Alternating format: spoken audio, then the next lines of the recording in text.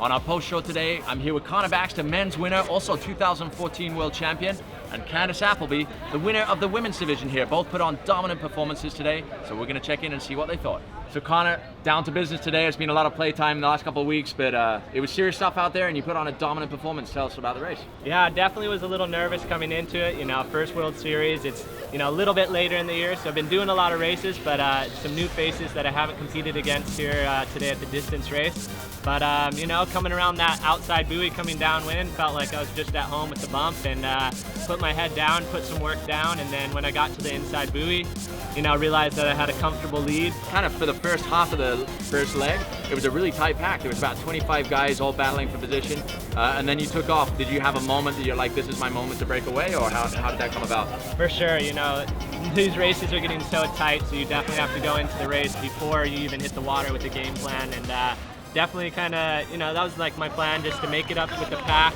I knew on the upwind I wasn't going to be able to pull away from any of these guys. They're all super strong paddlers, so I was going to make my move in the downwind, and that's what I did, and it definitely worked, so I was super stoked.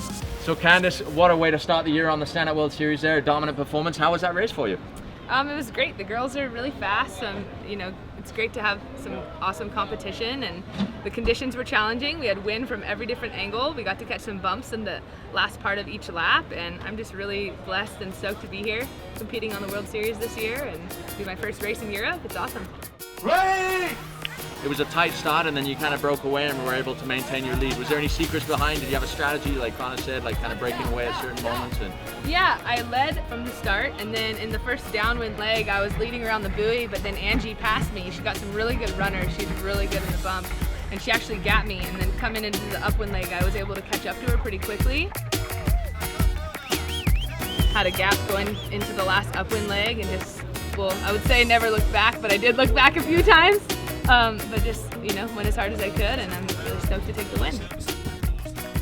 So we didn't see a new face rise to the top of the fleet today, but we saw someone we've been watching grow over the last few years, but he really came into his own today, coming second to Connor Baxter in the first long distance of the year at the Stand-Up World Series. Vinnicius Martins from Brazil, what a performance today. How was it? Yeah, it was amazing. Like it remembered me a lot at home because of the little downwind. The heat is the weather is good for me, and yeah, pretty stoked to start the year like this.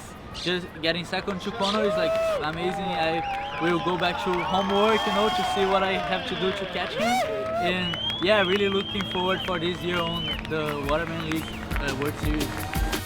We'll be back again tomorrow with the sprint racing discipline, so make sure to join us at watermanleague.com.